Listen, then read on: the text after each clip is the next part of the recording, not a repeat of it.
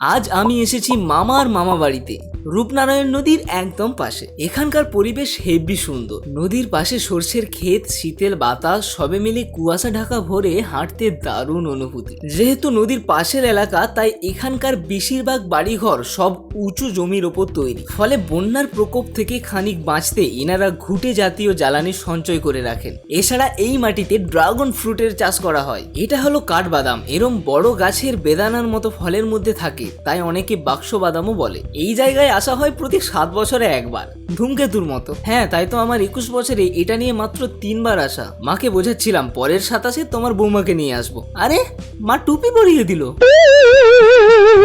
দেখো, মামা বাড়ি ভারী মজা কিলচর নাই, কিন্তু মামার মামা বাড়ি আরো ভারী মজা। এই তো আজ আমরা বাড়ি চলে যাব, তাই ভোর সকালে রূপনারায়ণ নদীর মাছ আর হুগলি জেলার মাংস রান্না হয়েছে। তবে এখানে আসতে হলে কবি কবি এমন ঝুলে ঝুলে আনা পড়তা হয়।